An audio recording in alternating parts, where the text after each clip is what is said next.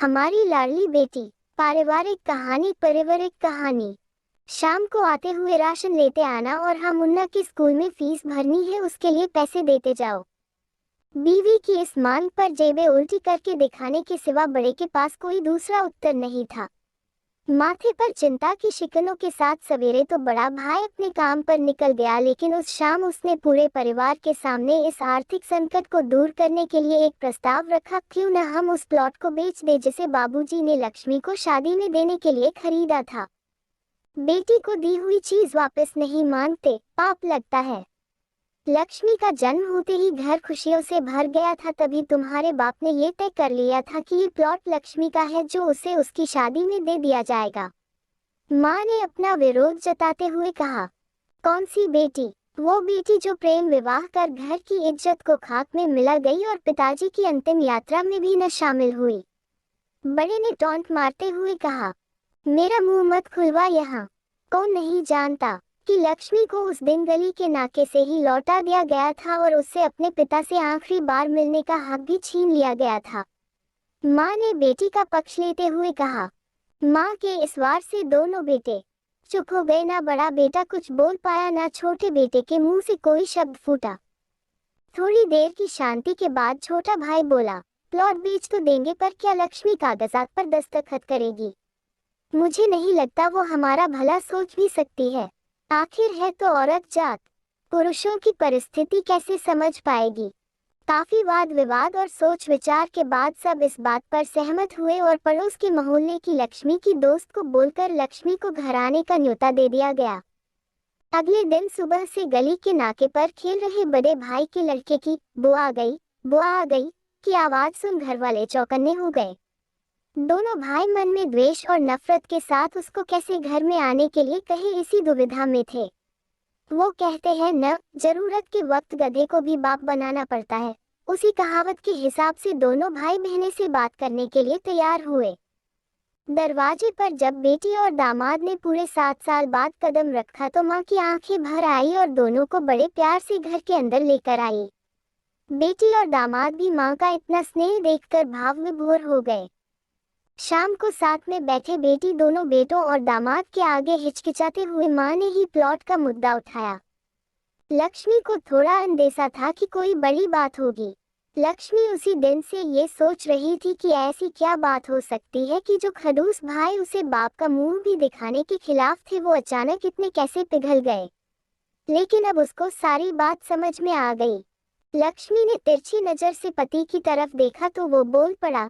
देखिए माँ जी, शादी से पहले जो कुछ आपका था वो आप ही का रहेगा।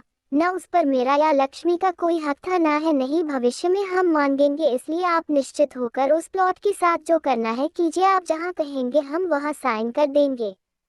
सुबह से अपने जीजा से नजरें चुरा रहे दोनों भाइयों ने अब अपने जीजा को अच्छे से देखा। सुबह प्लॉट के कागजात पर बहन के दस्तखत लेकर काम खत्म किया जाए, ये तय हुआ।